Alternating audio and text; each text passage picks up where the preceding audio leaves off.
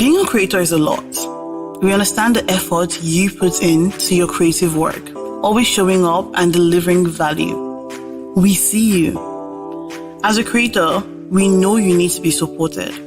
And that's why Show Love by Seller was created just for you. Show Love enables you to easily accept tips and donations from your supporters and fans all over the world. With Show Love, your fans, community, audience, and followers can now reward you for all the hard work you put in. What's more, you can receive these tips and donations from anyone, anywhere in the world. To get started, all you have to do is go to www.seller.co/showlove, fill in your details, and in less than 5 minutes, you can set up your Show Love page and start accepting tips. It's as easy as ABC. So what are you waiting for? Over 10,000 creators are using Show Love, and you should be one of them. 99 problems. Hosting courses shouldn't be one. On Seller, you can host up to 10 courses and get unlimited video storage. Visit our website at seller.co/courses to get started today. Hey Siri. How do I make money as a digital creator? How can I make money from my creativity? What's the best course hosting platform in Africa? To do that, you'll need to be online. Alright, I'm online. What's next?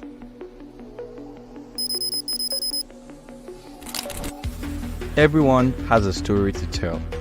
The difference is in how we tell them. As a creator, you tell your stories with the content you create. Our job is to give you a platform to monetize your content. So the next time you think about digital products, think Seller. Get started for free on seller.co today. Hosting your ebooks on Seller is very easy. Let's show you how. Step 1. Create a free Seller account. Step 2. Select ebooks. Step 3. Input the necessary information. Step 4. Get your product name and start selling. Get started for free on seller.co today. Hey there! Does earning at least 500k monthly sound like something you want? If yes, then Seller's Affiliate Network is right for you.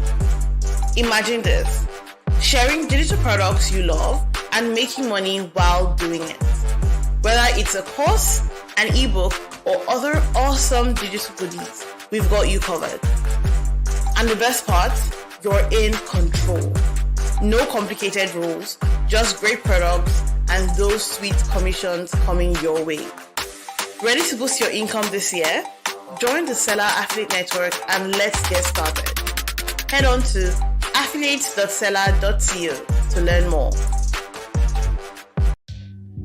Hey creator, come here. No, I mean, come closer. Why are you managing chaos? You're hosting your course on Google Drive, using another platform to build your sales page, and a totally different platform to receive payments. And guess what? Sometimes you can't even receive payment from your international customers. Why are you trying to manage chaos? Or don't you like your peace of mind? With Seller, you can manage the whole process of selling your digital products from one place. From hosting your ebooks and courses, receiving payments, managing your customers' data, automated follow-up for abandoned transactions, and even building beautiful sales pages. Don't you like your peace of mind? Life is hard enough. Allow us to take care of a few things, you know. Stop managing chaos and start using Seller today.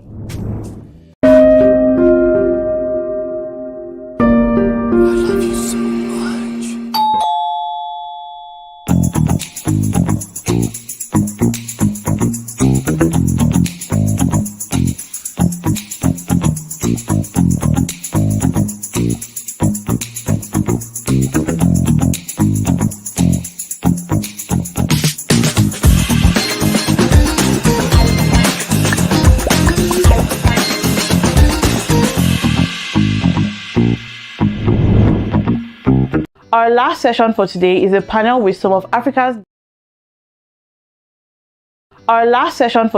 a panel with some of Africa's best media entrepreneurs.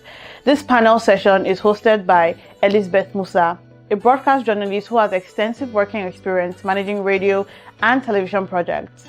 Elizabeth is a video content lead at Business Day Media and has served as a television producer and presenter for 5 years, producing Breakfast Channel, a variety morning show which focuses on topical issues from across the African continent on News Central Television. Speaking on this panel are the following speakers: Akah Nnani, Tomiwa Aladekomo, Diana Childs, Justin Norman, and Jennifer Imion.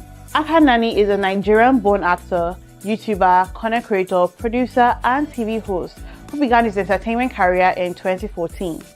He has been nominated for the Future Awards Africa and the African Movie Academy Awards for his roles in Nollywood films. Akah gained critical acclaim for his lead performance in Netflix The Man of God and co-produced the hit show Shade Corner on Accelerate TV. He has also received the YouTube Black Voices Awards in 2021. Akah dreams of working in Nollywood and creating global successful productions. Tomiwa Aladekomo is the Chief Executive Officer at Big Cabal Media, a leading African digital media company based out of Nigeria. At Big Cabal, Tomiwa leads the growth of Tech Cabal and Zikoko, two of the most prominent online platforms for technology and youth-focused content in the country. He is building the next generation of African media brands and developing compelling original content that capture the essence of African stories. Diana Childs is an actor, writer, and CEO of DC Productions, producing films like Flaws, Mirrors, and Dinner is Served. With a master's degree in marketing and a background in banking, she brings diverse experience to the film industry. Her film Flaws gained international recognition with multiple awards and nominations. Diana is currently working on 143, a romantic drama set to premiere in Nigerian cinemas in 2024.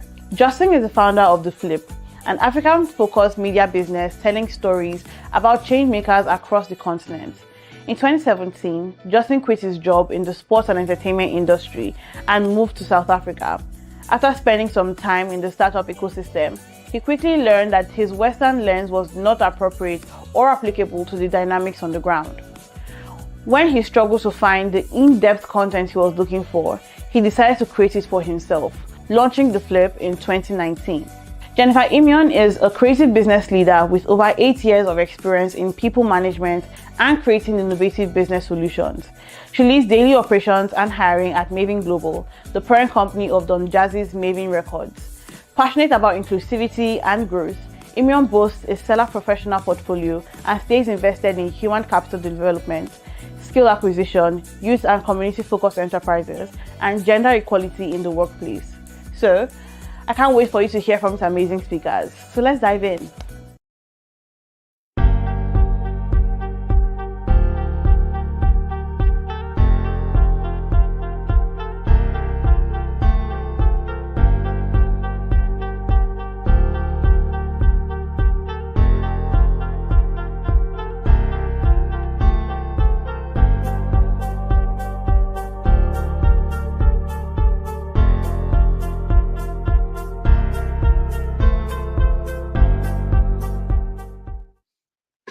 Hello everyone, welcome to the final session of the Digital Creator Summit by Stella.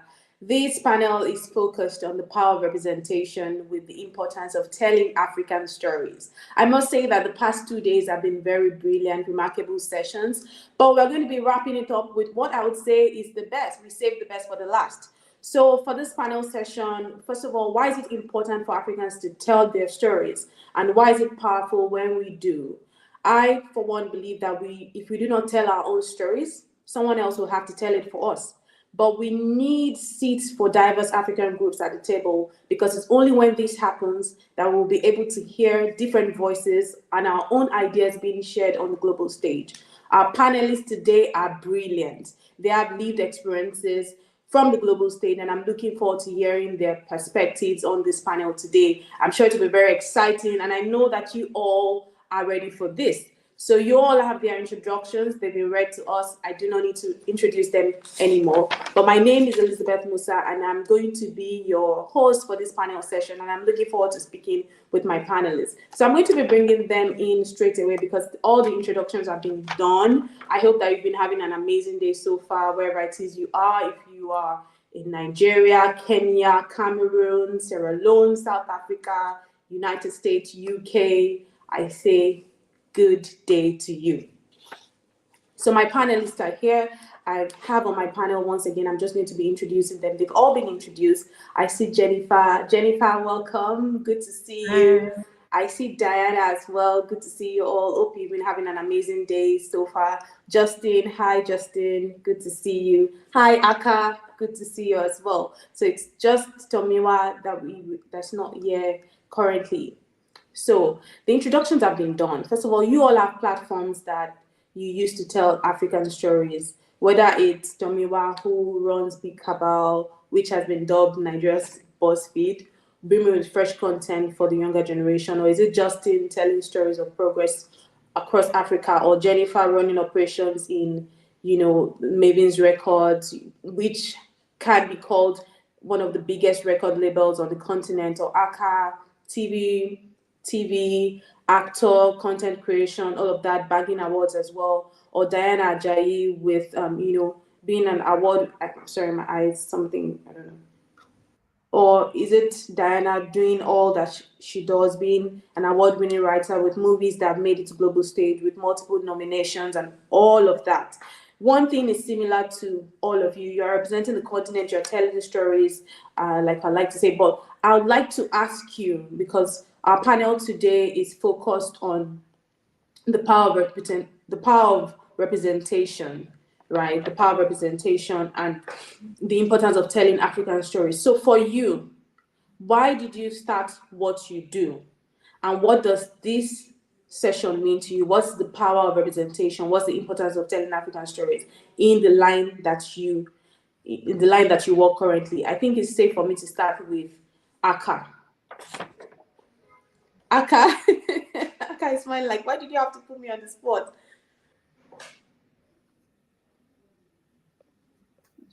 I think you need to unmute your mic, please. Oh, can you hear me now? Yes, Oh, we awesome, can. awesome. Hi, everyone. Good evening, everyone. Yeah, Elizabeth, thanks for asking the question. So for me, when you're talking about like the power of representation, I think that it's very important for people to see themselves. But I also think that representation allows for authenticity, um, and of course the politically correct word diversity. But I think that it's very important for diversity and representation because people need to see themselves to believe that they can do something or achieve something. And for me, it's very important for me to feel that what I'm doing matters or means something to me. I'm sorry, I have a child in the house. My baby is running up That's and down. fine. So if you hear any noises, my little girl is That's fine. It's yeah. representation. So yes, she's being represented here. So it's very important that the world gets to see different parts of itself. And people always say that a certain group of people or a particular country like the USA, oh, they call them. They always say that the redheads are all illiterate, and they always feel like, oh, they're the only ones in the world, or whatever happens there is the standard in the universe. It's a universal standard, but it's only because they haven't been exposed to diversity. And literally, we run the danger of like Chimamanda says, the one narrative, the singular narrative. And I think that when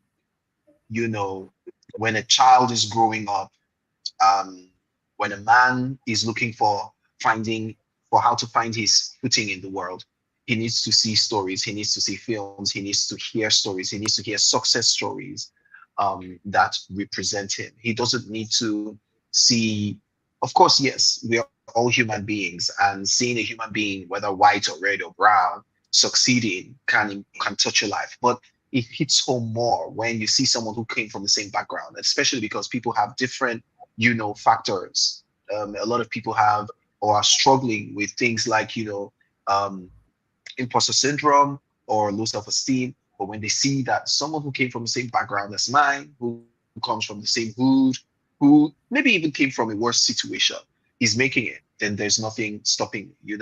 Women need to see themselves taking powerful positions in films or through film, using film as a window, music. And I think that is very important also, even in the business space or in finance. Mm. And yeah, it's very important for us for representation to be part Mm. of, our journeys in life. Mm. Okay, thank you, Akah. So I'll bring Jennifer. I mean, this question is for all of you to answer. Jennifer, in the line of what you do as the director of operations at Mavens, one of the continent's biggest record labels, what for you is the power of representation? What's the importance of telling African stories with all of these artists in the forefront, Rema, Ira Star, all of them? What is it? What does this mean for you? Okay, hi everyone. Thank you for inviting me. I would first start with a statement you made when we are about to start. You said if we don't tell our stories, someone else will tell it for us. So I would say the key word for me that stands out for me is just challenging stereotypes. It's easy for people to just label Africans as maybe underdeveloped, filled with conflict, not as creative, but I'm glad that we are able to tell our own stories. People like Rema telling stories about Benin City, even making the mask and all of that. It just shows that we are from a rich continent and our stories need to be told.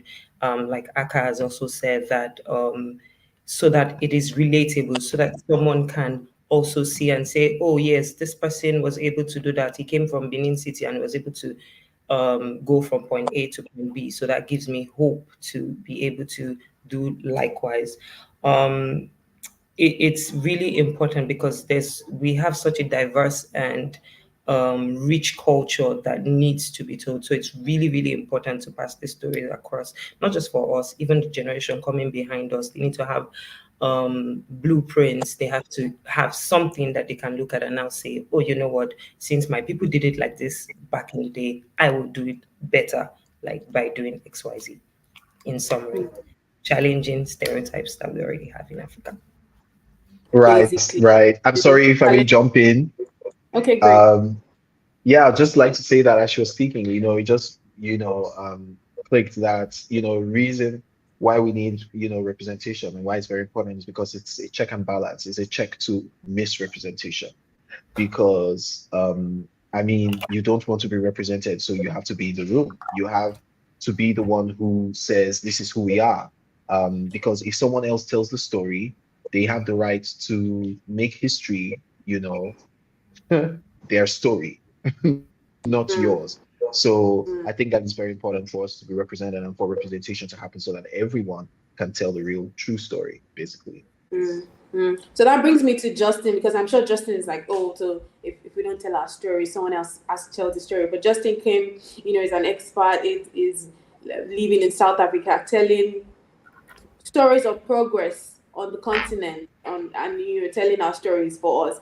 Justin, tell us, why are you doing what you do? What's the power of representation in what you do? Yeah, I guess I'm technically someone else, but I try to tell, good and representative stories from across the continent. I have had the privilege to live and work across Africa for nearly a decade now, and I think when I first got here, I sort of learned very fast that a lot of the stories that I was told, in the U.S. about the continent are not true, and I saw very clearly that they weren't true, and I was eager to learn for myself, from a business and tech perspective in particular, what was really happening. So I started the Flip in 2019. From a representation perspective, we started as an audio only show because it was really important to me that the insights that were shared were in the voice of the people who were doing the work. So it wasn't me, but it was, the people who were the experts and who were solving problems from a business perspective and entrepreneurship perspective, who were telling their stories. And, it was just us providing a platform for them to tell their stories. We've since grown. We're telling a lot of, we're producing a lot of documentary style stories now. And I think it's increasingly important that if we want people to understand what's happening, we need to show them and not just tell them as well. So that visual aspect of storytelling, for me at least, has become really, really crucial and really critical. And my perspective, I watch a lot of Africa-focused stories, and you can kind of picture a template in your head from BBC or CNN or whatever that has, kind of the bongo music, drum music bed, and the aerial shot of, the traffic in Lagos, and then the jump cut to the, to somebody standing, in a market or whatever. And, I think that, it is very clear to me, at least, that, there's a tendency to sort of give African stories the same sort of stereotypical treatment. And it's obviously, we all agree, is much more diverse and dynamic than that. And so for me, I'm just interested in kind of taking global best practices from a storytelling perspective and telling stories as I see them. And I travel around a lot and spend a lot of time in Nigeria on the ground, trying to tell better stories and to treat, these subjects seriously and not just sort of stereotypically or derivatively. So for me, at least, as somebody who's been welcomed to the continent, I think that there's always really interesting things happening and better stories to tell. And I'm really honored and privileged to be accepted and to be able to tell stories with everyone else as well. Absolutely. You're welcome to tell our stories. Keep telling them. You're doing amazing. Diana, this is for you. You have the floor now. I mean, doing all of the things that you do, writing. Obviously, I know that you're making sure that in your writing, in the movies that you're creating, you are trying to put the proper narrative for African stories out there. So what was it for you? Why did you decide to start what you're doing? And what is the power of representation in it? You need to unmute, please. Thank you. I pulled the Akah there. But yeah, good evening, everybody. Thank you for having me. I think everyone has said a lot of great things and said a lot of points that I would have raised. But probably I'll just approach it from the point of view of somebody who lives in England. I think telling African stories and watching these stories also, because here you see a lot of Nigerians. I'm Nigerian, so I'll speak from the point of view of a Nigerian. You see a lot of Nigerians that say things like, I don't watch Nollywood. And I say, probably you should, because you will learn a lot of things. Because our way of life here is not the only way of life in the world. There's so many other cultures, so many other ways of expression, so many other ways people run marriages and other societal issues, whatnot. So I think that's very important that we tell those stories, so that from the point of view of someone who doesn't live in Africa, you can see people that look like you, that sound like you, that you can see some of you in them, and it's also helpful for the children that are here, because a lot of parents that probably were born here that don't really know the culture to kind of like, train their children with or teach their children about. Watching these films exposes you to all these kind of things. Like even me, I've learned, because I wasn't raised in a very traditional way, I must say. My parents were quite westernized.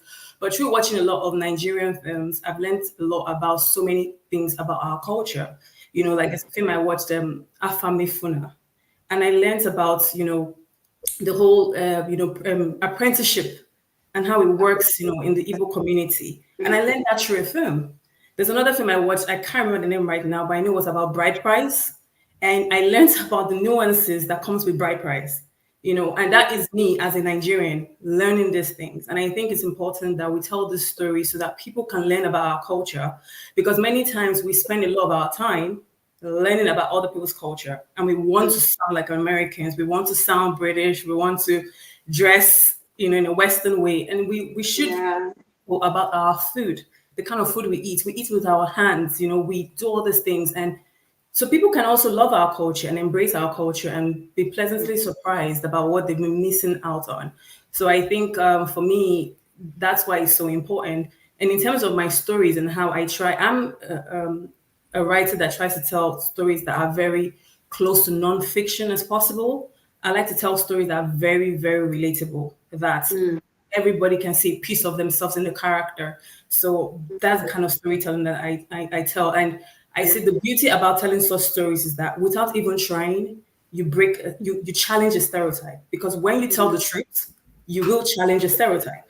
Because the truth is bigger than any preconceived notion or whatever people have about us as Nigerians and Africans at large. So yeah, that's for this. Thank you. All right. Thank you, Diana. So, I mean, for you, Akah, you as an actor, how do you approach this responsibility, this huge responsibility that we have to tell African stories? How do you approach it? Do you tend to pick the kind of movies you act? I mean, when you portrayed in Fela in Man of God, it was so good. So do you pick the kind of movies you act because you have to tell these African stories? And what is the legacy that you hope to achieve at the end of the day as an actor and entertainer and all of that?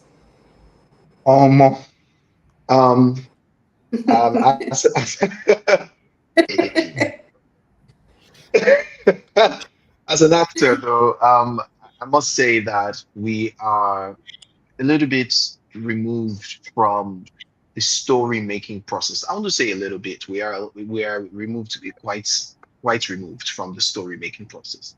Um, we rather, yeah, story making. We make the film. We're part of making the film, but not the story. But I try as much as possible to influence the story, especially before I accept a job. I ask questions upon questions to check the validity and the objective of each scene, and speaking with the director to make sure that it makes sense to me first before they even make, and then make sense to my character, and then how that will also translate to the audience. But if you watch my career, and if you will notice that I'm not one of those actors that hops on everything, and I'm not everywhere. First of all, because it wasn't just my business model. I didn't want to be oversaturated.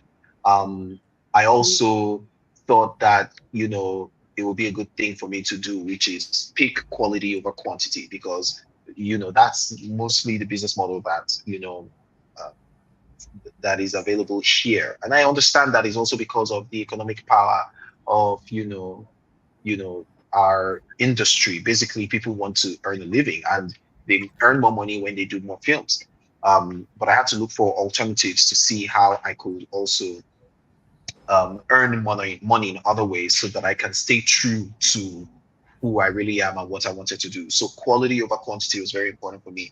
And when I say quality, it's the quality of production, but quality of stories too. Um, and thankfully, most of the films that have come my way, and the character interpretations that I bring to the forefront, to the table, have been, nothing but, of global standards. And that's what I've always tried to do. In my own way, what I bring to the table and what I try to do in making authentic stories is make sure that I do my job properly and do my job well. So whatever character I'm bringing, I have crystallized this character so well that when they see this character, look, icing on the cake when the film is an amazing film. But apart from the film, if the film is melting, let it melt. But you see that character, it must make it. Like, people are going to scream and talk and shout and be like, if not for this character, this film will no work.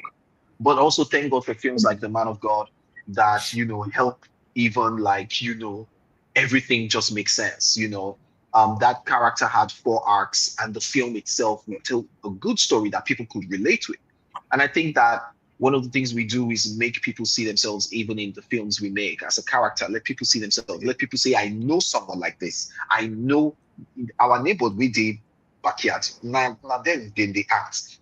And it's silly if we try to act like we are, who we are not. You can't do Oyibo pass Oyibo.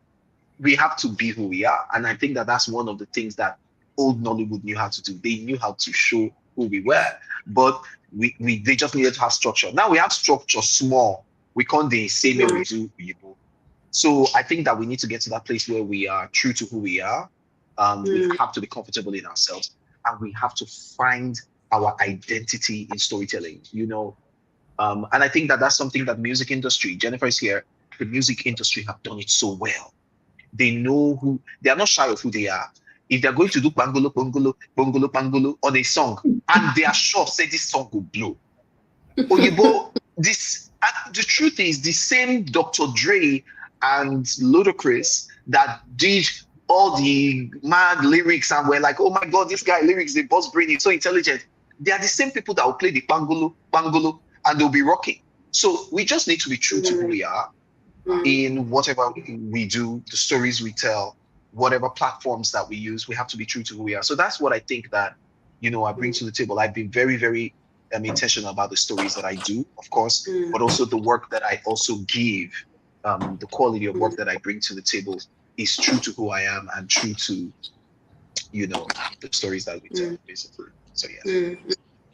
Thank you, Akah, for just being very open. I mean, you said something that stuck out for me. You said the music guys, if they believe that this thing will blow, even if it's man, they will do it. And somehow, yes, and that's really what's happening. I see the intentionality when the musicians are doing what they do. And to be honest, now Nollywood also, there's a difference. We've come a long way. So you guys are actually doing the thing as creators. So kudos to you. So my next question is for Justin. Justin, I mean, you came and you saw, I could say, a gap, and you decided to fill it. What for you is why have you stayed? What are some of the success stories that have made you stay on the continent? And also, what are some of the challenges that you've experienced, especially with the flip? There might have been challenges that you face, and because this is also like a creator community, some people also want to create like this. What are some of the challenges that you face, and how have you been able to surmount them, and how would you advise creators, to go about it? Yeah, I think there are endless and nonstop challenges. It's very, very hard to build media business. I see Tomiwa's here. We've talked about this a lot over the years. It is very hard. You're welcome, Tomiwa. Thank you. Apologies for being late. I hope I can still contribute a little bit. Hi, Justin. Hello, everyone. Hello. Yeah, I think, to answer the question about why I've stayed, I think it's, well, on the one hand, my wife is South African, so I'm committed to the continent, whether I want to or not at this point. But, beyond that, I think that there are just really good stories to tell continually. There's more stories that I want to tell, and I'm going to continue to do that. I think in terms of advice for creators, it's, twofold. One is, figure out what is uniquely your stories to tell. I think I've done that in terms of my exploration of the continent and the ecosystem. If it's something that interests you and is something you're passionate about, you should continue to do it. But obviously figure out a business model.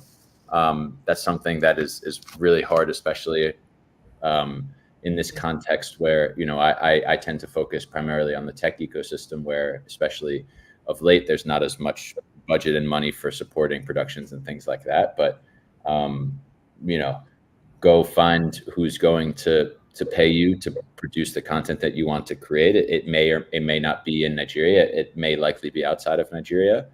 But if you, feel enthusiastic about what you want to create and the stories you want to tell, I think that is an important first step in the process, is making sure that enthusiasm and passion comes through in the stories that you're telling. Because I think now with the barriers to telling stories lower than ever before, I think a lot of people are telling so there's a lot of mimicry and mimesis, but if you have unique stories to tell, that is an important place to start from, in my opinion. All right. Thank you, Justin. So Tomiwa, once again, welcome. When we started at the start of the session, I've spoken about how, Big Cabal is doing all of this amazing stuff, young content, fresh perspective. When you came in, it changed the game sort of in the space. some people call it Nigeria's BuzzFeed. So what for you is, how do you make sure in your role that you bring underrepresented stories to the fore? How do you make sure that you're continuously telling these African stories from an African perspective, keeping them fresh, keeping people wanting more? How do you do that? I mean, so finding the right talent is really critical. I think also having the right framework in terms of what it is that you're trying to do. So, I mean, from jump, I didn't found Big Cabal, I joined it. And when I joined it, there were already two brands. There was Tech Cabal, there was Zikoko. And both of them had a perspective. Tech Cabal started out covering sort of the tech ecosystem. I always say it's not even in Lagos, in Yaba. And over time, we've broadened to cover the tech ecosystem across the continent. And so I think a really critical thing is defining what's important to you from jump and what's important to your publication or your business. And so Tech About wants to be the best sort of publication covering the business and the impact of tech in Africa. Our work is different, but supplemental to the work someone like Justin does. He goes into a level of depth that we don't always do. And it's can frequently be more long form or documentary in its approach. Whereas we want to catch the news on a daily basis. We want to catch everything that's happening and everything that matters. We are probably the most important sort of chronicler of what's happening in tech in Africa. Zikoko aims to tell the stories of young people. And we've been clear that we want to tell stories other people want to capture. We've been clear that we want to be closer to young people than the majority of the competition. And so to speak more honestly about what it is like to be young in Nigeria than a lot of publication. And so how do we keep that fresh? I mean, I sit on the business side. I think I wrote one story for Tech Cabal, and Bankole, who was our editor-in-chief at the time, killed it. And I've never gone back to write another story for Tech Cabal. And I've never written anything for Zikoko. I think I've done some video content or whatever it is. But what it then means is that I need editorial teams that are super capable, that understand the mission. We need talented writers and video people and editors. But all of them are working in service of a very clear mission.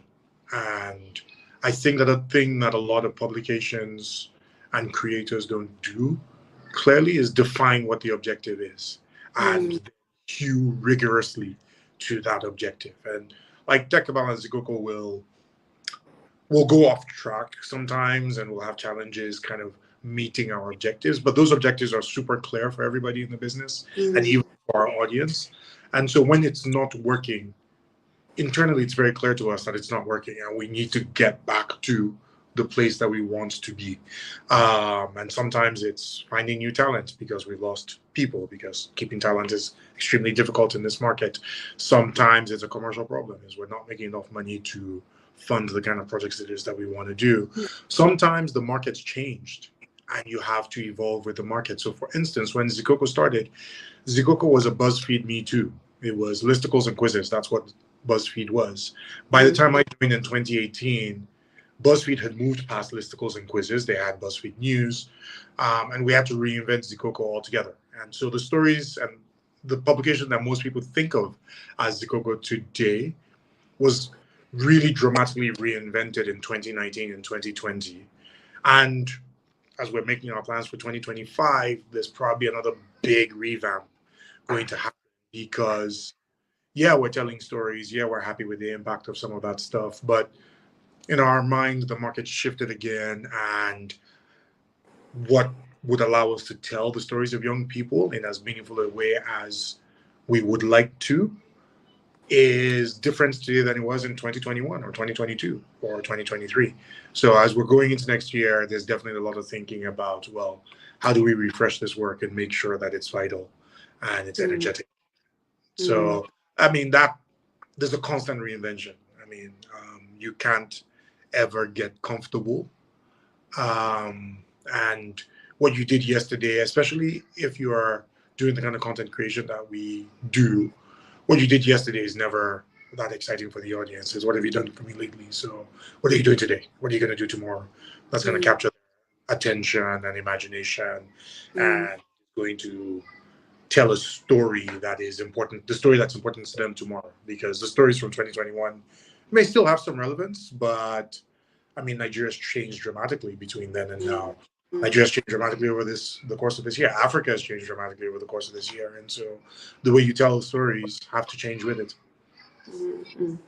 Yes, obviously the way you tell the stories have to change with it. I just like how you wrapped it up. So for you, Jennifer, you've worked in the West. You came into Nigeria doing what you do. There are people who work, in front of the camera, but you are doing operations and you're excelling at it in a space like ours. What's your advice for people who want to work their way up? What are some of the things that have helped you come this far, and how can young creators also learn from you? All right. First things first, I would say network extensively. I've realized that in the entertainment business is really about your network. We have a roster of talent is because we network. We were talking to someone, we met someone that knew someone that said, "Oh, you can trust these guys." We closed out a multi-million dollars deal with a global company like UMG. It's because someone knew someone that said, "Oh, have a look at this."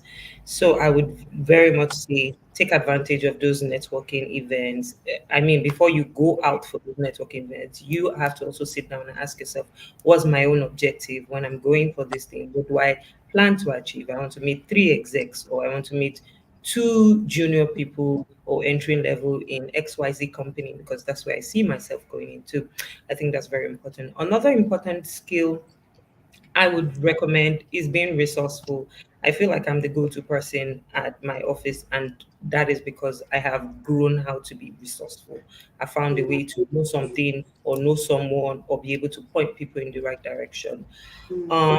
Effective communication is very, very key on project management because literally every story you're telling, every content you want to shoot, every film or TV, it's really about managing projects from end to end. So definitely you need to just hone your skills in that. Those are the 4 things I would say are crucial, especially if you enjoy being behind the cameras and just working your way up to the top.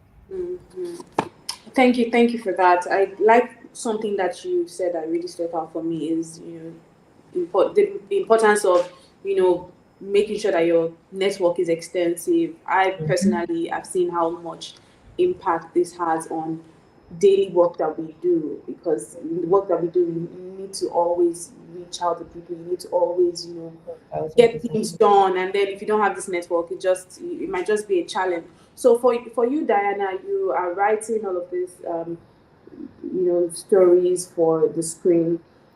What are some of the times that you probably have written something that challenged a stereotype and maybe was not received as well as you wanted it? Have you ever had any time as that? Honestly, no. To be very No. honest, Wow. I'm just going to be honest. But I'm not going to lie. Like I said before, I try to write as close to nonfiction as possible. I write stories that are true. I write stories that are very, very relatable. That is the style of writing that I've been doing. I've been writing since I was 10, and I sold my first script at the age of 15. So I've been writing for a long, long time, and my stories are consistently the same kind of pattern. It's always about stories that have to do with everyday people, everyday experiences. So maybe there have been responses that were not favorable. Frankly, I don't. You don't have any. It's not my problem. So maybe that's why. Maybe that's why I'm just naive and just oblivious to it. Because I feel like if I've told the story that I know is true, even if it's not, now we have your truth and my truth, but there's the truth. But even if you feel like, oh, this is not the true, whatever, as long as I am comfortable that this story, I know somebody that this experience has happened to, I'm very comfortable with that. So I can tell you of times where I've written stories that have, should I say, challenged stereotypes, but I won't say it has received a negative experience and negative feedback. So I have a film called Flaws that's shown on Prime. You should check it out. And when it's was screened at some premiere and some festivals, screened at some festivals and also hit Prime, the consistent feedback I got, was that, and the funny thing is that when I was writing Flaws and when we made Flaws, this was not my intention. My intention wasn't to challenge any stereotype. My intention was just to write a story that I believed was true. The feedback that I got was, oh, thank you for showing a Nigerian man, an African man, a black man from a vulnerable point of view, from a space where he is in touch with his emotions, a space where he speaks on mental health, a space where he's a good, believe it or not, a good husband that is loyal. I got this feedback a lot. And that showed me that there is a stereotype over Nigerian men and black men. Because I live in England, and that stereotype is also in England against black men. That they're not good, they're absent fathers, they're not loyal husbands. But this story wasn't about that. It showed a good man who was vulnerable and in touch with his emotions, was a good husband. And that was the feedback I kept getting. And it showed that if you create a safe space for black men, for Nigerian men to speak, you'll be shocked how emotional they are.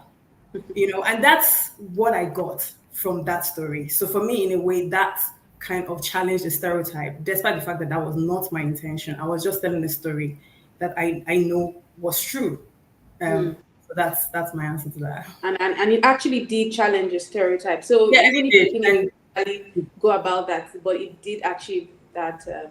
It achieved that for you. Yes. Thank you, Diana. So for you, Akah, you had mentioned earlier that you choose it. You don't want to be everywhere. You choose the kind of movies. You make sure that you go through your script and understand what it is that you want to do. You're not just wanting to be everywhere. But then again, I'm also thinking about someone who is like, I understand that there's a role of collaboration in all of these things that we do.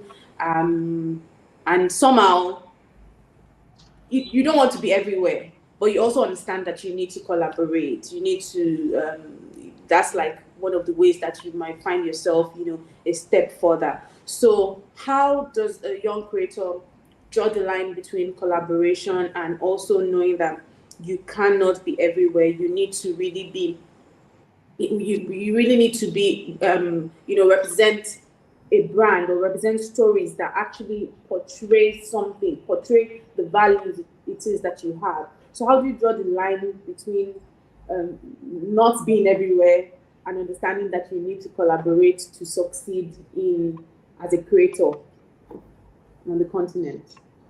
I don't think there's any line to be drawn. I think that deciding not to be everywhere is optional. I'm not saying it's right. I mean, there are people who decide that, look, every film I'm going to be there. That's a business model that works for them. For me, it's being selective. Whether it's working for me or not, that's up to me.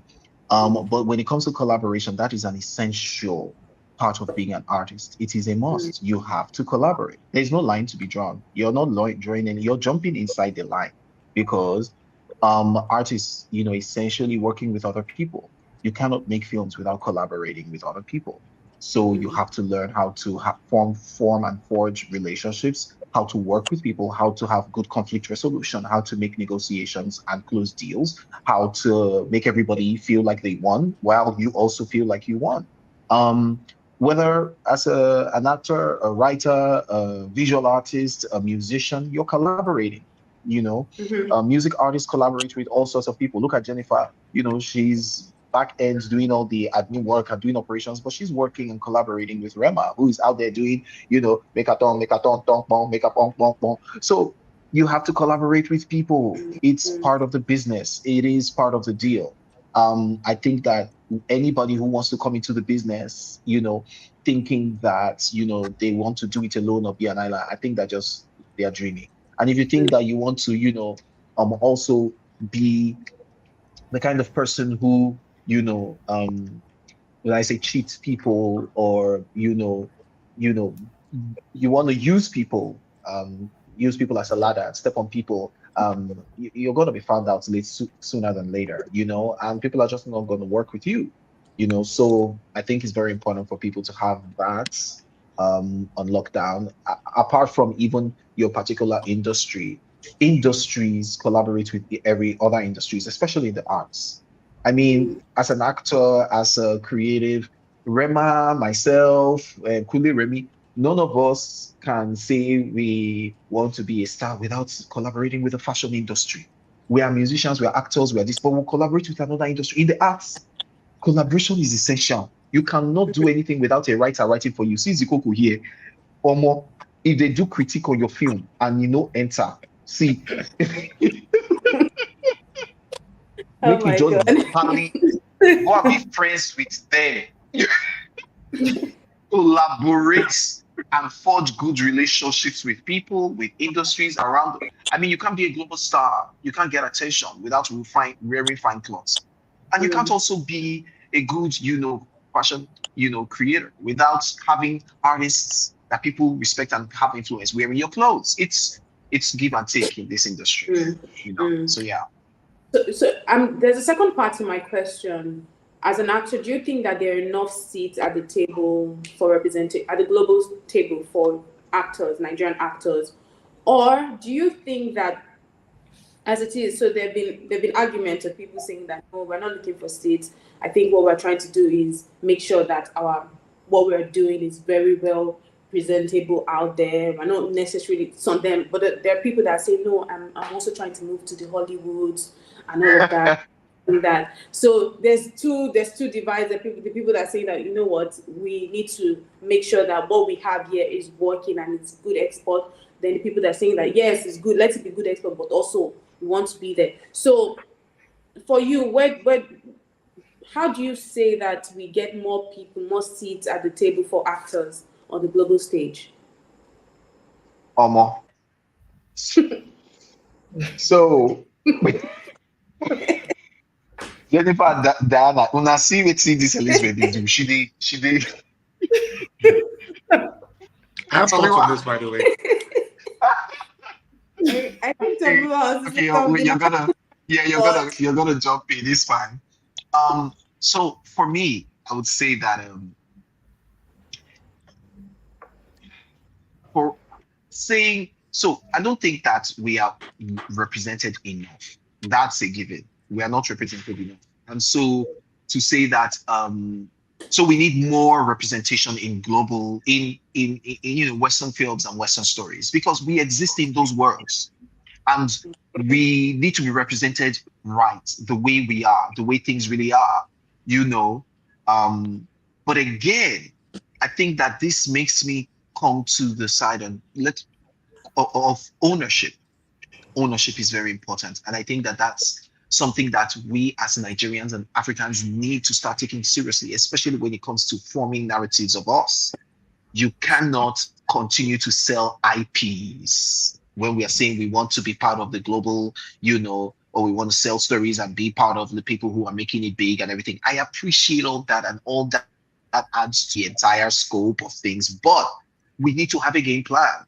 What is the plan for our industry? I appreciate what the Ministry of, Culture and, Entertainment is doing. I understand, but we need to see better structure in our policy. We need to see, guilds actually begin to work. We need to have a plan. We need to stop selling IPs like it's hotcake. We can't be selling out IPs to our stories. Our writers have books, and soon, maybe it's happened. Disney will come and start buying all these things for you to make film of your father or forefather's friend. You would then say is owned by a white conglomerate somewhere. We can't continue doing that. Number two, we need to own platforms. We need to start having our own Netflixes and our own, should I say, Prime videos, because it's just like what's happening in other industries like agriculture.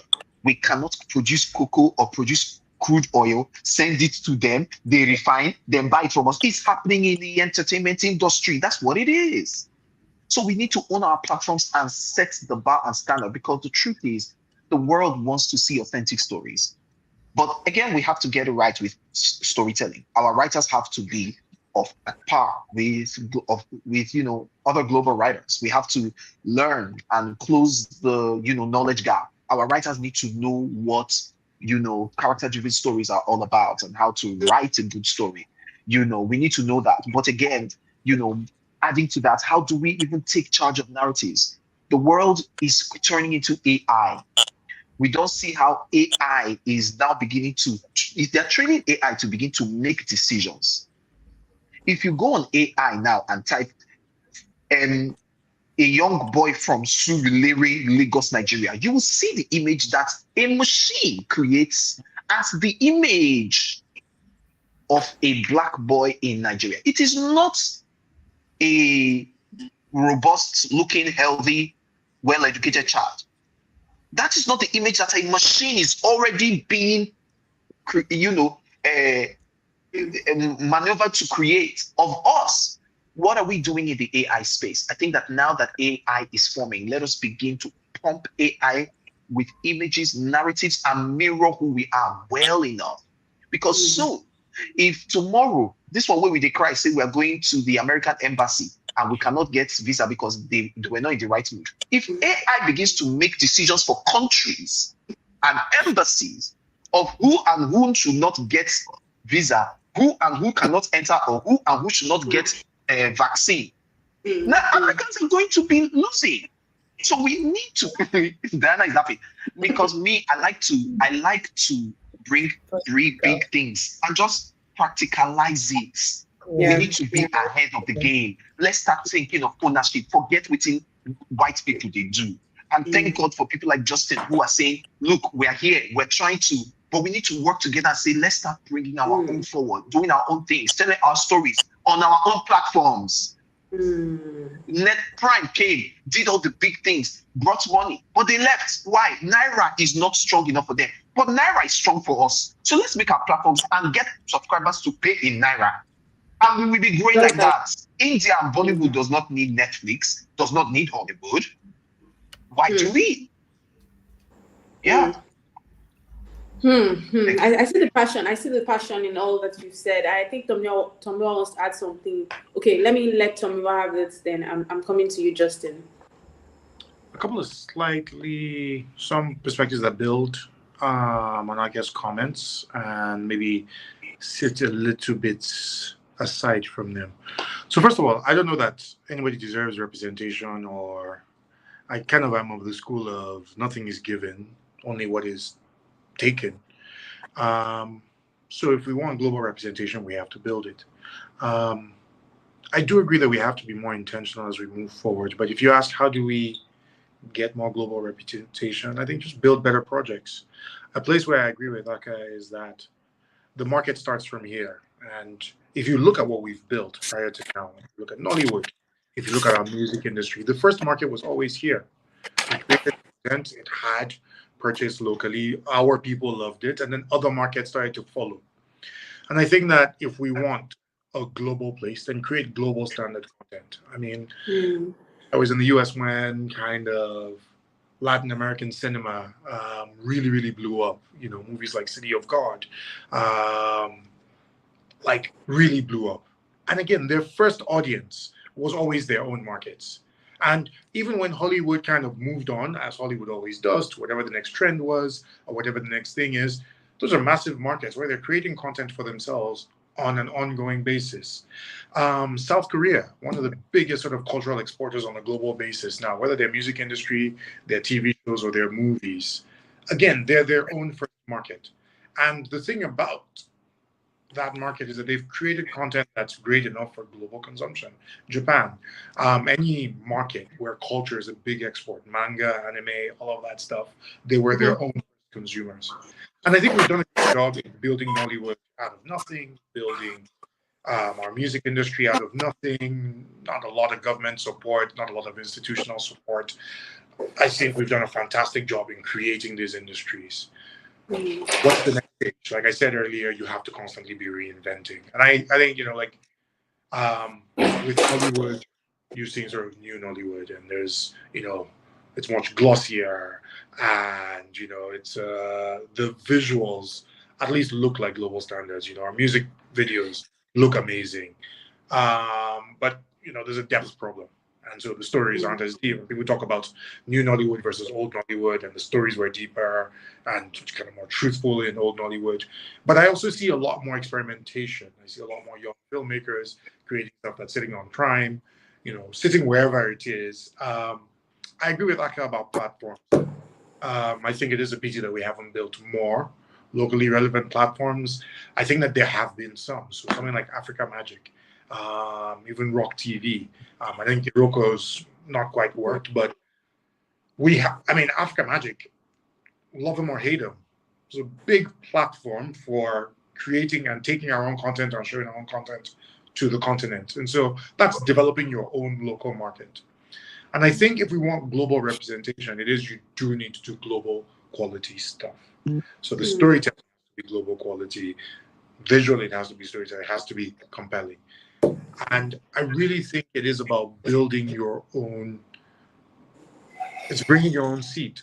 So you create work of a quality that nobody can deny. It goes to film festivals and it wins awards, and there are bidding wars over, this content because Netflix wants it and Prime wants it and Universal wants it, because you've built content that has, local themes and local topics and like local actors, but has global resonance and is that global.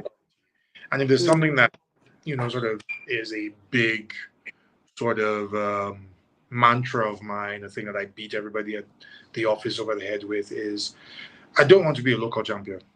I'm never ever competing to be the best in Surulere or the best in Lagos. If we're going to tell stories, let's tell global quality stories. If we're going to be content creators, let's do work at global standards. And it means that you're studying the work of the people who are doing it at the highest level globally. Why do their films work? How are they able to get ideas on screen in 3 shots rather than 10 minutes of exposition? And so it's just leveling up on a technical level, leveling up on a storytelling capacity, leveling up on an acting perspective, and making sure the work that we do is global quality. And then, whether you distribute it locally, whether you take it to film festivals, whether you take it to, when the work works, it works. I just saw the teaser for Squid Games. Is that it? Squid Games? What is it? The Korean, whatever it is. What is it? Squid Games. Yes. You're right.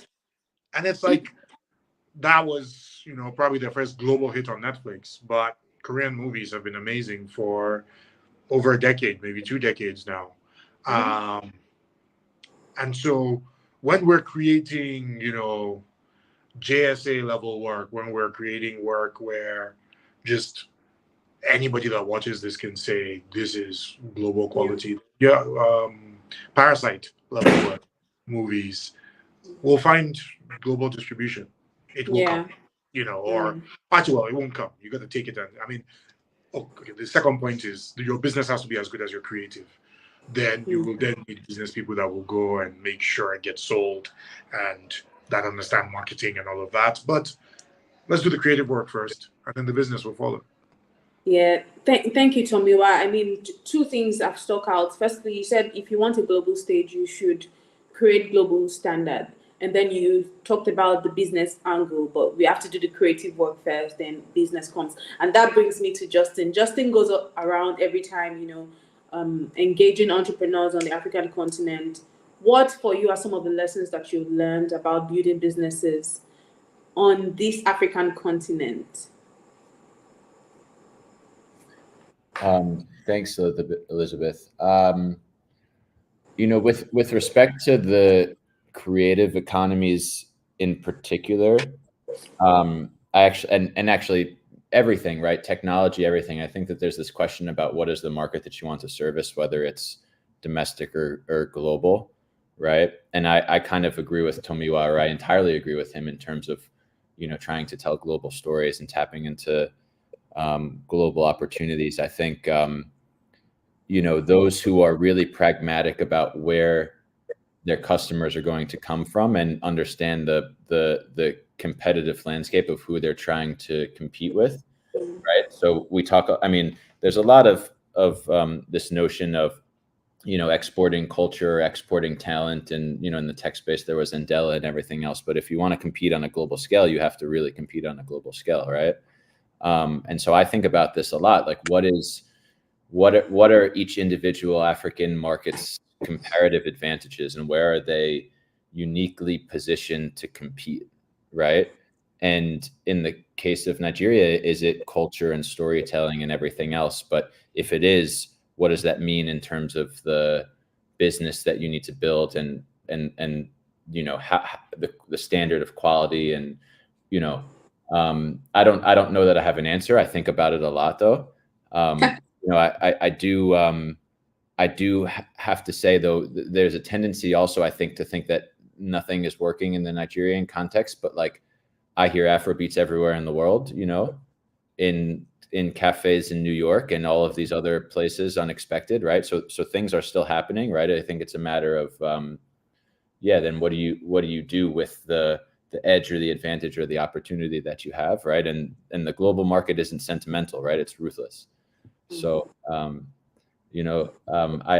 think, those are all lessons for me, right? You might want to service Nigerians, but there's a hard reality about doing business in Naira, right? And to the point before about platforms, we published an episode a couple of years ago on the creative economy, and I remember vividly Jason Njoku from Iroko talking about all of the difficulties of servicing a Nigerian customer in Naira, and making a very explicit decision to take his platform and only service customers in the US and the UK, right?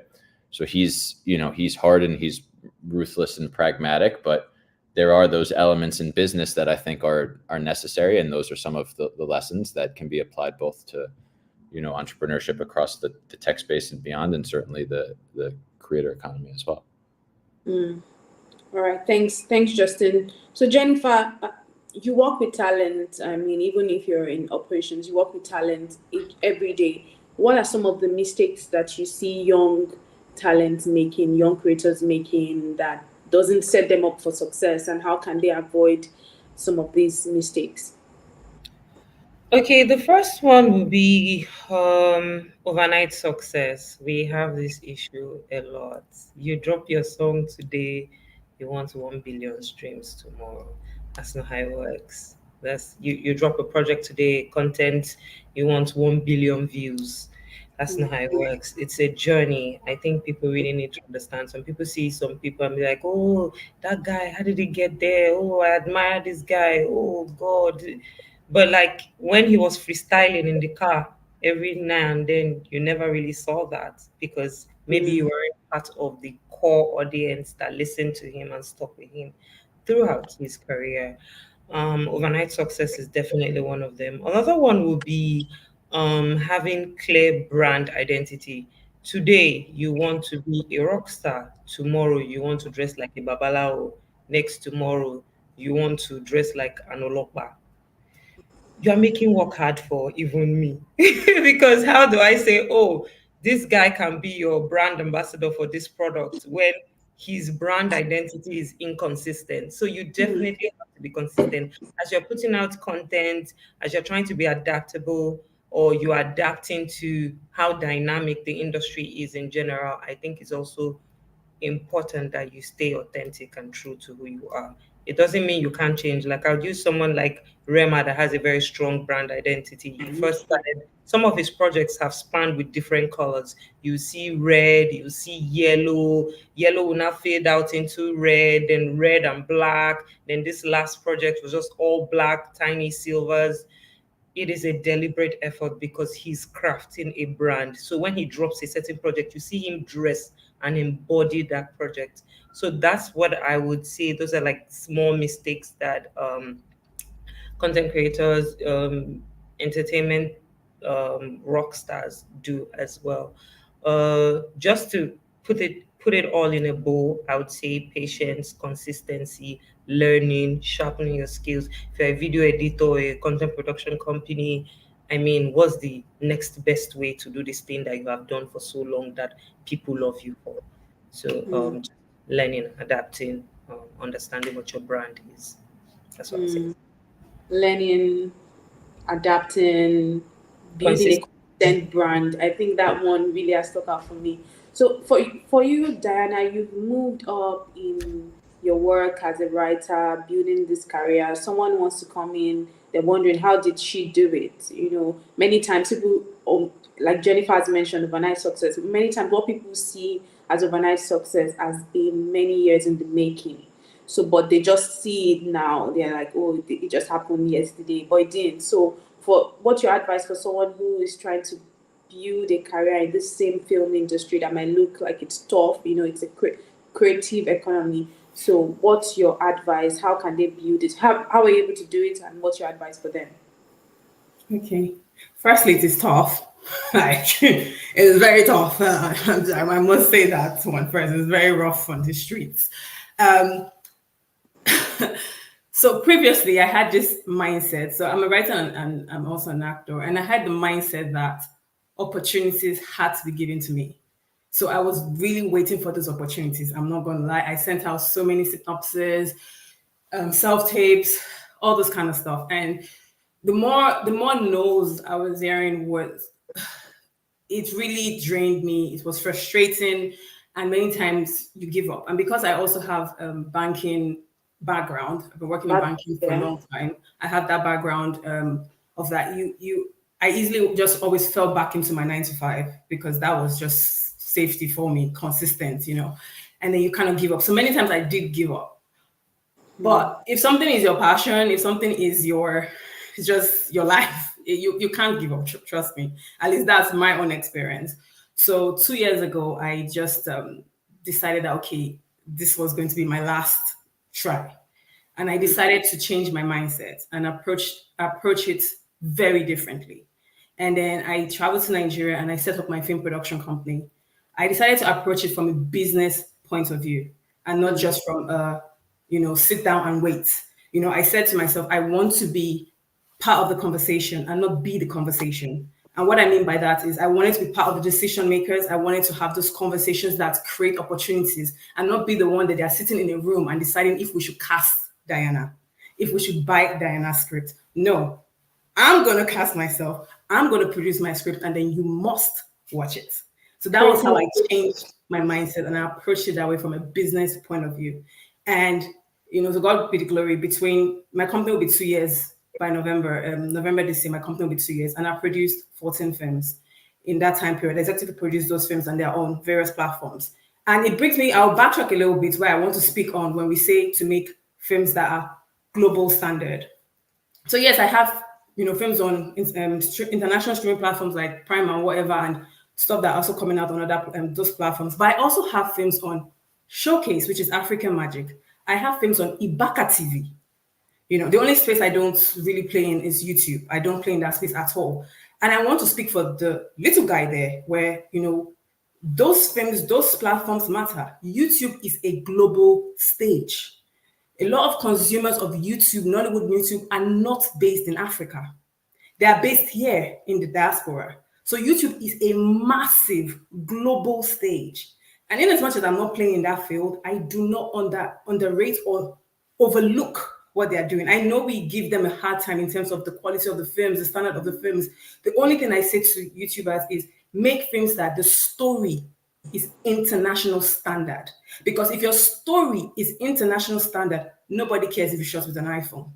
Because they'll be lost in that story. At least I'm speaking for myself as a creative. Because the fact that we have consumers who give those films 1 million views, 2 million views, 10 million views shows that there is a market for it. That is just fact based on stats. So I wanted to just backtrack and speak on that so that people that are listening don't think, oh, until I get that 200 million naira, I cannot start. You can start.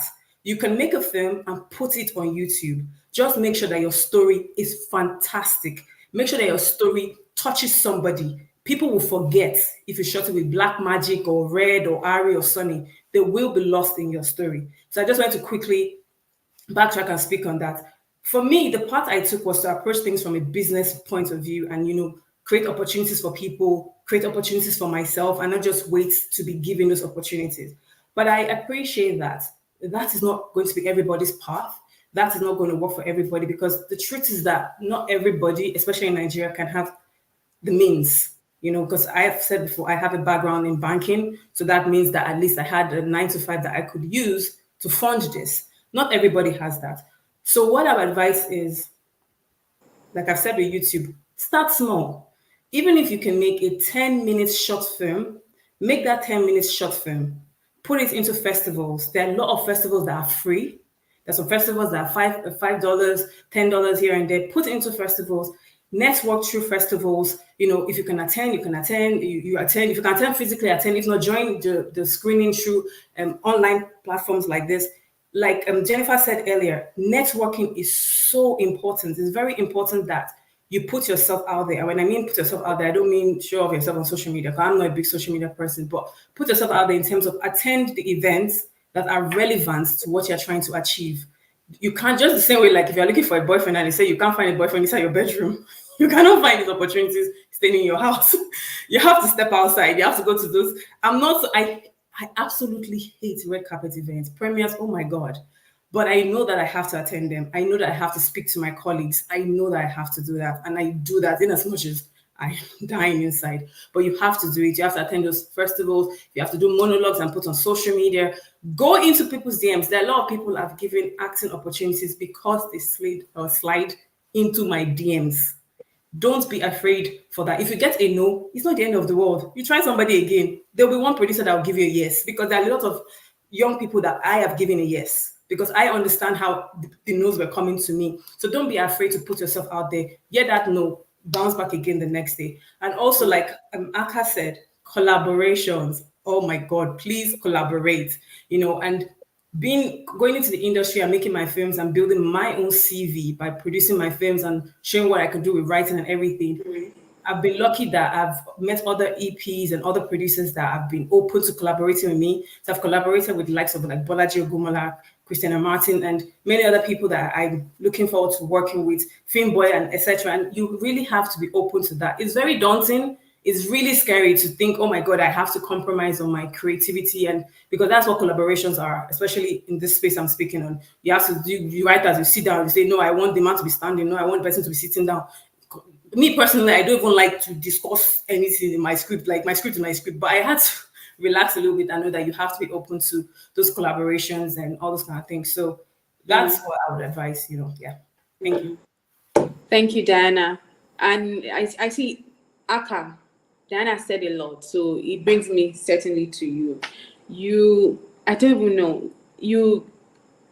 Today, you are an actor. I mean, every day you're an actor. But you transition between all of these roles: acting, producing, TV hosting, content creation. And then somebody is wondering, how do I even do all of these things? Then there's someone like Akah doing it and doing it seamlessly. What's your advice for someone who wants to take this leap and they're wondering, I don't know how to do it, or like, let me just focus? Like, even the creator said that there are many talents that we have. Like, if you, all of those things inside of you, allow them, express them. But there's also maybe you're being a jack of all trades. Maybe I can't succeed doing all of these things, but you are doing it and you're succeeding. What's your advice? Omo, for this. How you say for every question I ask you? Yo, I would say that, for someone who wants to explore, different means, I will just say, first of all, you must know who you are, know yourself, and know what your capacities are and capabilities are. Like I said, because I wanted the wherewithal to choose the scripts or have a say in, or some form of control in the kind of scripts that I say yes to. And sometimes, I do it by sometimes lying, oh, I'm not available, so that I don't, get a blanket over my head from producers who, say, are you bigger than us? So I just, but for me to have the wherewithal to do that, I had to see where I could make money some other places. So I had to, revive those dead talents that, I knew were, dormant in me, which were, hosting, whether it's, TV or events. And it took a lot from me because, I mean, when I was growing, I certainly knew that I was a multi-potentialite, but I didn't explore or sharpen all of those talents at the same time. In fact, what I actually sharpened the most and first was music. Everybody thought I was going to be a musician, but I didn't think I had what it took to be a studio rat, because in those days when I was growing up, all I saw was boys going to the studio and begging producers to write for them and write with them and sleep in the studio for 1 week, and they come out and they release a song and it's not a hit, or it's climbing, on, MP3 dot whatever, what it was that time. And then the OAPs are not playing it because you haven't paid them. I was just like, this is bullshit. I ain't doing this. So I was just like, nope, I don't have that. I don't have that form of grit, but I knew who I was. And, so I decided that, you know what, let me go into something else that felt more organic, which was TV hosting, host a show. And then from there, that helped me to sharpen my, should I say, confidence in front of the camera. And then opportunities like acting later came. And then I began to also hone that talent and scale, and began to, make sure that I sharpened it. And I felt like I fell in love with this thing, with acting. And that was what for me became my number one and my A game. But then I knew the way I wanted to do it. So it made me go back into beginning to, go back into the events hosting. Funny that I used to do MC events, MC weddings. That was hard because, first of all, it's to control and to, take charge of, like, 200 people, 500 people, that energy in the room, and control that. And that was hard. And I didn't have that level of confidence at first. But I sharpened it. And funny enough, to date, it is the biggest money maker for me right now. For some part of my life, I actually ran away from it, because out of all the talents that I do, it's the least comfortable. But I sharpened it, and now it's actually the biggest money maker. I do acting for passion and because of love. But yeah, to anybody out there who wants to do this, look, know who you are, and make sure that you give your all and your best, and do what's authentic to you. If you know that you cannot act, don't say you want to act. Or if you know you don't, at least have some form of talent in music. See, and be cool with people telling you the truth. If you can't sing and this, don't force us to hear music that's not sweet. Music that we say we've heard, thank you. You have to have emotional intelligence to know when people are lying to you or not, because they don't want to break your heart. Sometimes they're not lying because they want to be wicked or because they want to lead you on to a path of destruction. They just don't want to be harsh on you. But you must be emotionally intelligent to know that, okay, this reaction, okay, and be secure in who you are. But again, I would say to anyone who feels like they can do more, why not? Jack of all trades, master of none is a lie. You're a human being, you're complex, you are made rather than the hydra-headed personality. Do everything you can to explore all your talents, explore yourself, explore your dreams, and don't be limited, but stay in the confines of what you can do well. Yeah. Thank you, Akah. If there's something I heard and heard again, it's you are really focused on staying out of your comfort zone. If you think that you need to do something and sharpening skills, that's something that's really set you apart. I mean, from talking about your acting to emceeing events, commanding rooms of 250 people, 500 people, and all of that. You are sharpening your skills and making sure. But there's something that's also stuck out is where you said you have to know where to stop, because, and I read it somewhere as well, like sometimes it's a superpower that people don't know. People just think, oh, they say persistence is a thing, but that emotional intelligence, understanding that, okay, maybe this thing is not the thing, this voice, maybe my voice is to be acting, it's an acting voice, not to be singing, but then you're just singing and singing. so that's something that you've said again. Thank you for that, Akah. So for you, Tomiwa, writing stories, being the CEO of Big Cabal Media, it's a very interesting job. How do you maintain the integrity of your stories? And for you, what's one of the projects that you have done at Big Cabal Media that you have very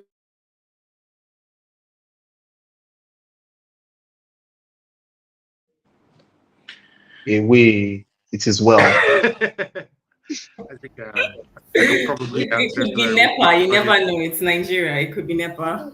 It could be. She's back. All right, yes. All right, Elizabeth. Yes, hi. Elizabeth, let me tell you all the people that were gossiping about you. Yeah, Nigeria happened to you. Yeah, what happened to you? What happened to your life? They gossiped about your NEPA, your lights. Oh my goodness. Okay. Expected for So you a asked, how do we keep the integrity, and what's a project that you are very proud of? What's one of the projects you've worked on that you're very at Big Kabam? I mean, it's always the next project. So at the moment, like the only thing I'm eating, breathing, and drinking Moonshots, which is our conference next month. I'm super excited about that. We've been deep in the programming for it and the planning for it, and I'm like really excited to see that come to life. And we've kind of been really, really thoughtful about creating something that is a useful tech conference that's also like an experience. Like I said about competing on a global platform, on a global basis, like when I benchmark, I'm looking at GITEX Global, I'm looking at sort of like all the biggest conferences on the continent, and I'm saying, I want to be as good as this. And so excited to see, for the world to see that, and, to see how that's received. So Moonshot, how do we keep integrity? Again, I think I come back to like a really first, like a key thing is just defining what it is that you want to accomplish, and then being meticulously dogged about making sure about getting it done. And so we know what we want Tech Cabal to be. We know what we want Gogo to be. We know what we want Big Cabal to be. And whatever the challenges of the market, whatever challenges of talent, whatever the challenges of whatever year it is that we're operating in, that clarity about where we're going, the clarity of our mission statement, the clarity of the people who lead the business about where it is that they're going and what it is that we're trying to get done, means that there's always somebody who's not sleeping because our video content isn't where it needs to be, our editorial isn't where it needs to be, we're not making enough money to accomplish the things that it is that we want to do. I mean, to Akah's point is, you want to tell stories, it's a privilege. You want to make certain kinds of films, it's a privilege. How are you going to fund it? And so like a really big thing is just, if you look at every year we set out our sort of like internal guiding principles, and number one is always the storytelling is the most important thing. Like, editorial matters more than anything, and I will fight with the finance people to make sure we invest in the right talent. I will fight to make sure that we have the resources to tell stories the way we want to tell stories. Number two is be relentlessly commercial, because in order to tell the stories that we want, we need to be making the money that allows us to tell the stories. Big Cabal's 90 people strong. That's 90 people at payroll every month. It's insane. Like, we can't faff around in terms of making sure that we have a business that is growing, that is commercially viable. And so that's an important thing for maintaining integrity, is you got to figure out how to pay for it, and also figure out how to pay for it in ways that your commercialization doesn't affect your ability to tell the right stories, or doesn't affect your ability. So, like, how many times do we tell a story on the Tech Cabal that pisses off a sponsor or an advertiser? And like, do I want to lose my top sponsor for my newsletter or the top sponsor for our conference? No. But if it's going to impact our ability to tell the truth or editorial integrity, I will lose any and every sponsor. And then means that we've got to have revenue lines that aren't advertising. We have to have revenue lines that aren't dependent on just the people that we cover. And that's tricky. It's difficult, but it's the work. And that's the mission. And so, the commercial strategy also does determine how rigid you can be about your editorial integrity. Thank you for all that you said, Tomiwa. I mean, one thing that you just said that is ringing in my ear is understanding the fact that at the end of the day, there has to be other source of revenue. And I think that can be very tough in the media space, because most times you're depending on the advertisers, you're depending on all the sponsors and all of that. But I think that's a story for another day that we can't even touch on now. But for you, Justin, what's your advice for Africans? I mean, just looking from your own lens, been here for the years that you've been, what's your advice for Africans to who want to create any, maybe as writer, whatever it is in the creator economy, and how they can succeed creating? Yeah, I don't think my advice to Africans would be any different to my advice to anyone else in the first case.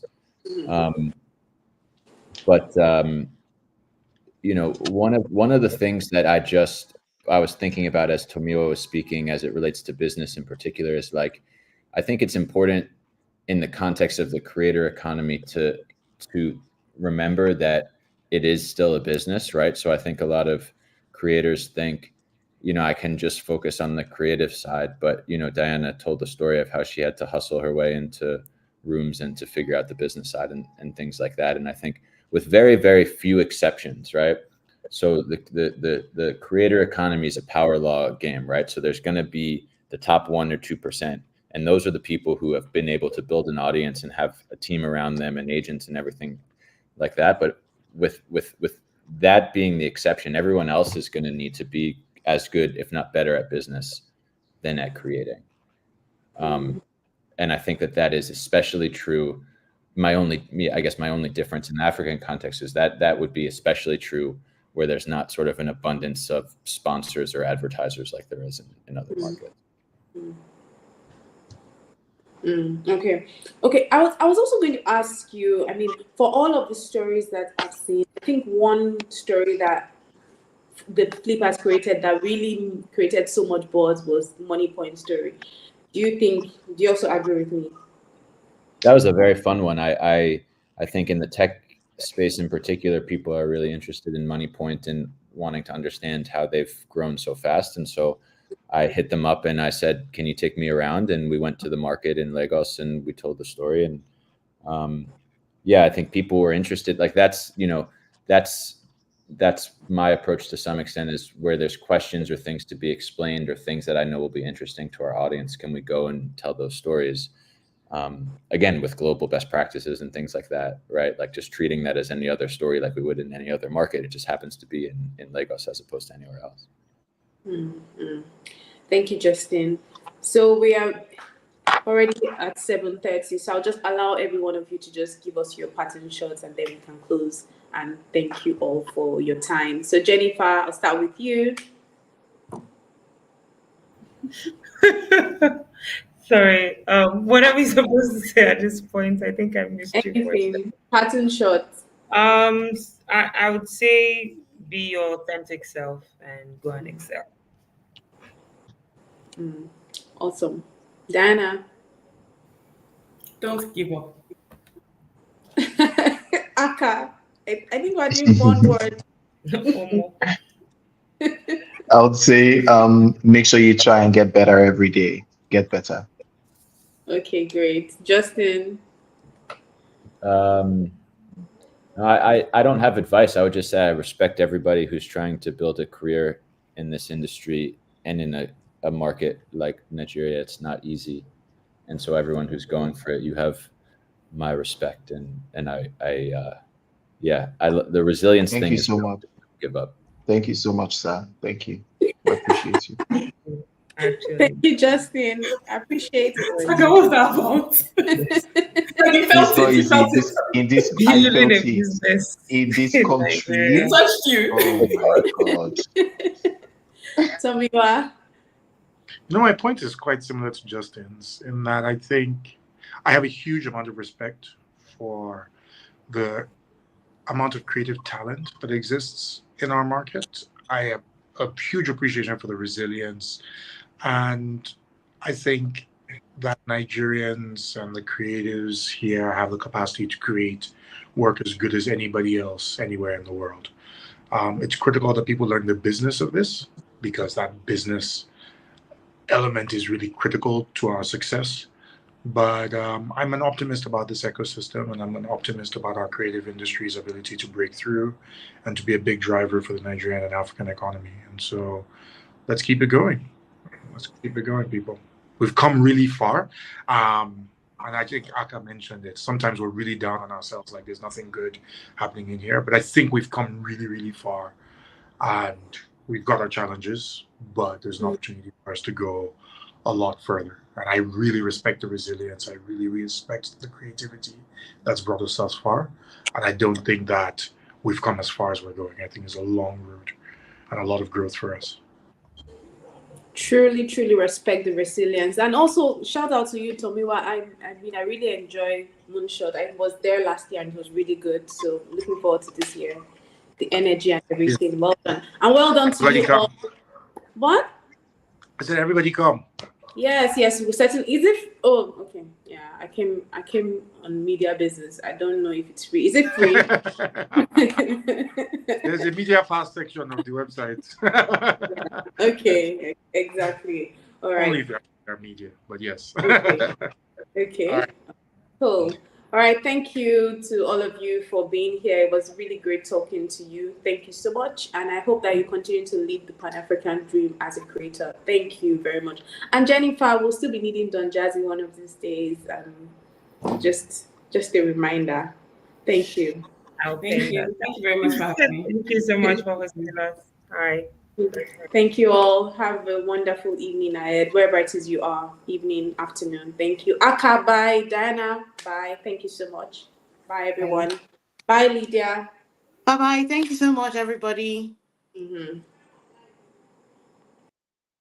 All right, that was the final session of this year's summit, and I'm so excited. But before I go, Santa Lydia is back, so I want to test the energy of the house. So drop your favorite emoji in the comments. I want to see it. Drop your favorite emoji in the comments. I'm really, really excited because this is the last summit. This is the last session of the summit. This is not the last summit, but this is the last session of the summit, this year's summit, and I'm very excited. Drop your favorite emoji in the comment. Let's go, let's go, let's go, let's go, let's go. We're almost at the end. I just want to do my final goodbyes, my final giveaways, and announce my final winner. All right. So for the last two sessions of the day, the first session, the question was the first question was summarize John Lucas' keynote speech, and the winner of that session was Dorcas Samuel 169. Dorcas Samuel 169. So if this is you, kindly send us a DM on Instagram.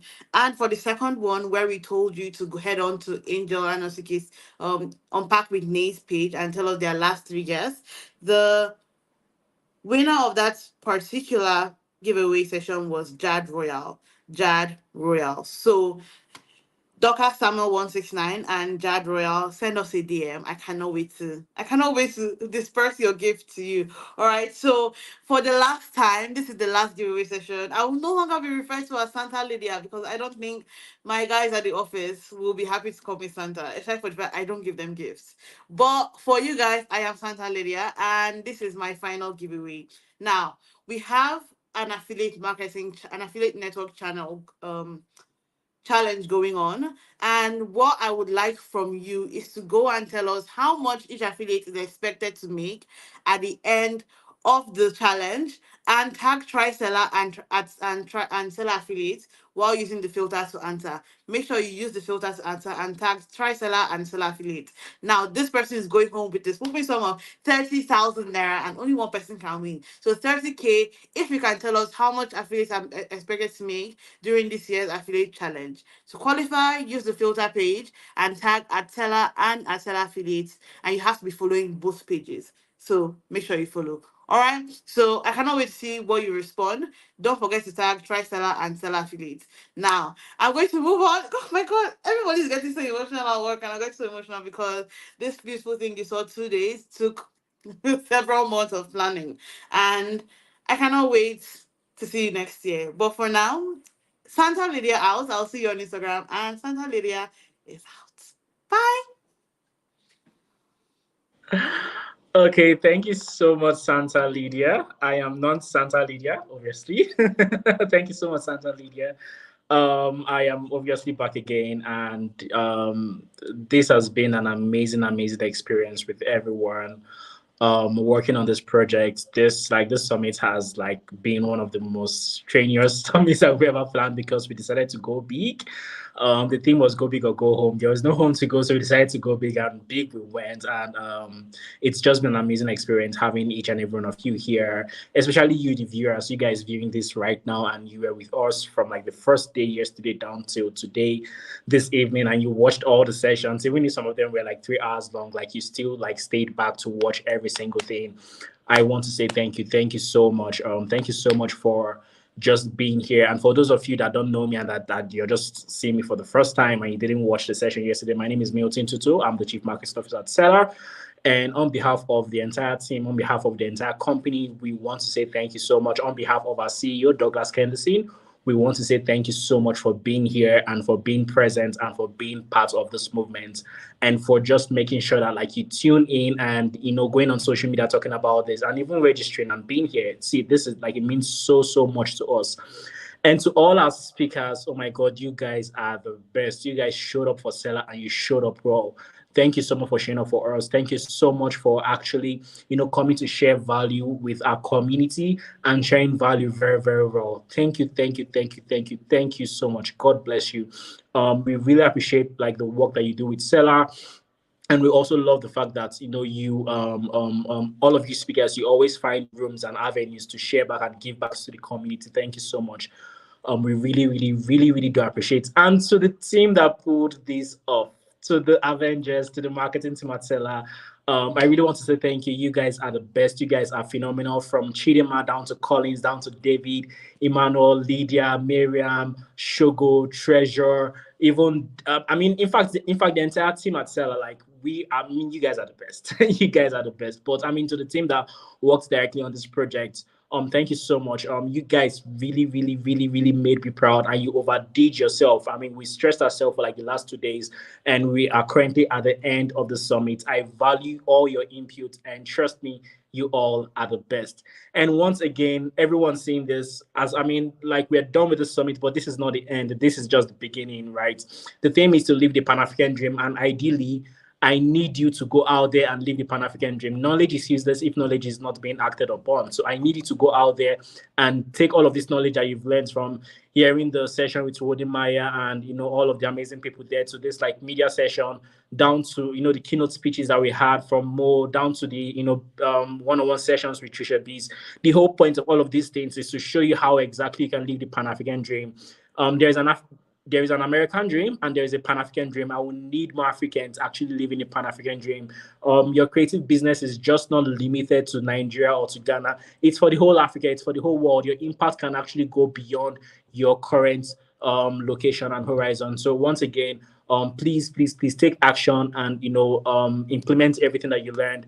And lastly, thank you guys so much. And again, thank you so much to my team. You guys are the best. I really enjoy working with each and every one of you. You all are excellent at what you do, and I'm so proud of you. Thanks again, guys. Enjoy the rest of the evening, and please stay tuned with Seller. You can check Seller out on all social media channels at TrySeller, Instagram, Twitter, LinkedIn, TikTok, all social media channels. And also please sign up on Seller if you're a digital creator and you're looking at creating digital products. Go to seller.co/register.